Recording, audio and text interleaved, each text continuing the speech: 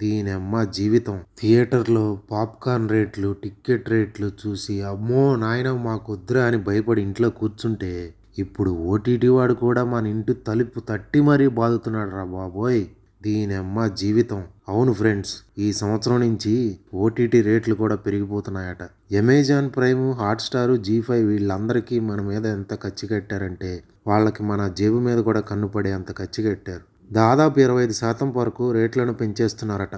ఇకపై ఒక్క నెల సబ్స్క్రిప్షన్ ఇవ్వరా బామ్మర్ది అని అడిగే చేతుల సంఖ్య కూడా విపరీతంగా పెరిగిపోయేలా కనిపిస్తుంది. థియేటర్ టికెట్ 150, సమోసానేమో 200 అని చెప్పి ఫోన్ పట్టుకుంటే ఇప్పుడు ఓటీటీ వాడు కూడా పెద్ద సినిమాలకి ఒక్కొక్కదానికి విడివిడిగా డబ్బులు కట్టండి అంటూ మరీ మన మీద దాడి చేస్తున్నాడు. ఇలా అయితే మనం ఇంకా మళ్ళీ అప్పట్లో రేడియో రోజులకే వెళ్ళిపోవాల్సి వస్తుందేమో.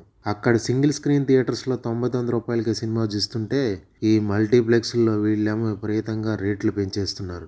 దీనినే ముందు నొయ్యి వెనక గొయ్యి, ఇంకో పక్కనే మన ఓటీటీ గాడు పెట్టిన చెయ్యి అంటారు కాబోలు. మరి రేట్లు పెరిగితే మీరు రీఛార్జ్ చేస్తారా, లేక మీ ఫ్రెండ్ గాడి ఐడి పాస్వర్డ్ కోసం వాడి కాళ్ళు పట్టుకుంటారా, లేకపోతే పీక పట్టుకుంటారా?